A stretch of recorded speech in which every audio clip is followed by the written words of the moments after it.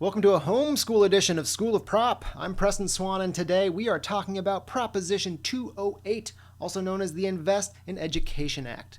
If approved, Prop 208 will add an additional 3.5% income tax on individuals earning over $250,000 a year to fund education in Arizona. The money raised by Prop 208 would go to hiring, mentoring, and giving raises to teachers and student support services, funding career training and counseling programs for high schoolers, and supporting the Arizona Teachers Academy Fund, which incentivizes new teachers to teach in Arizona. That's a lot to consider. But first things first, what is education funding in Arizona?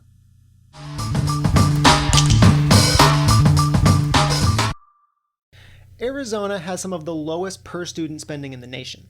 In 2019, Arizona spent about $8,900 per student, which is roughly $3,000 below the national average. Now, $8,900 might sound like a lot of money, but that money is split up between 7 categories. A little over half of that goes to instruction, which covers teacher salaries, supplies like paper and pencils, textbooks, workbooks, field trips, and extracurriculars like band. And then there's something called plant operations, which covers utility bills like electricity and heating, groundskeeping, and security. After that, there's administration costs, which covers salaries for principals, superintendents, human resources, and IT. After that, there's student support, which pays salaries for counselors, speech pathologists, and nurses. And then there's also instructional support, which pays for special education directors, librarians, and teacher trainers.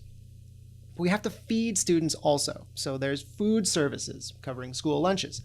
And finally, schools need students at school, so there's a transportation cost for school buses and school bus drivers.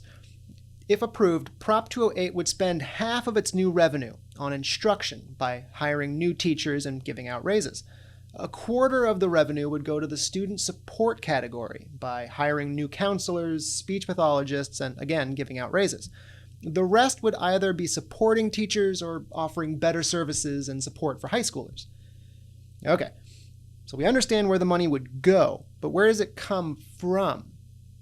Taxes.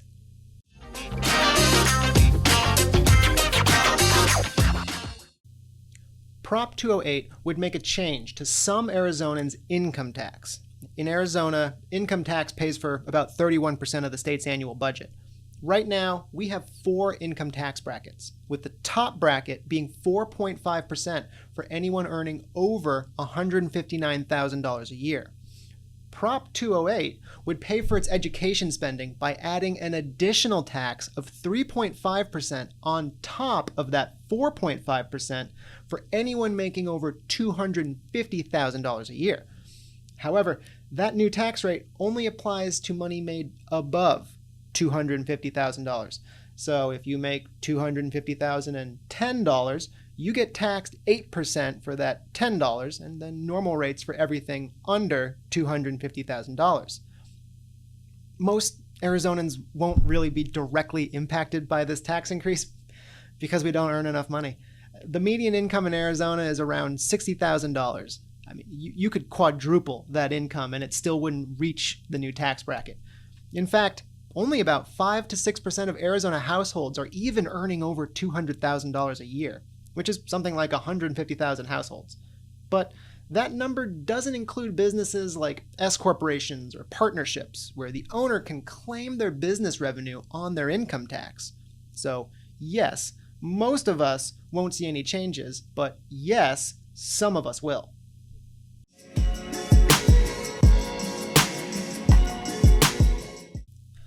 Those in favor of Prop 208 say it's time Arizona got serious about education spending. Even with the most favorable of spending estimates, we tend to rank in the bottom 5 states for education funding. Prop 208 would bring in much needed education funding without raising taxes for the large majority of Arizonans. Those against 208 say this does nothing to change how our schools are funded to begin with, and that any inefficiencies in the school funding process will continue, just with a little bit more money. In addition, they argue this new tax will be a job killer because those high earners and certain small businesses might have to cut back on their investments. And if those businesses are really being squeezed by this new 8% tax, they might not hire people, or possibly even lay people off. Essentially, trickle-down economics with a vengeance.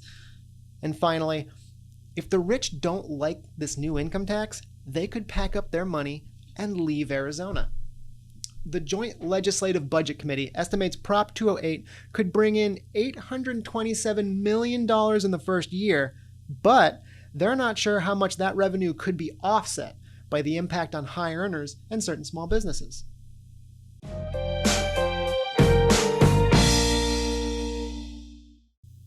Should we raise taxes to pay for more education spending?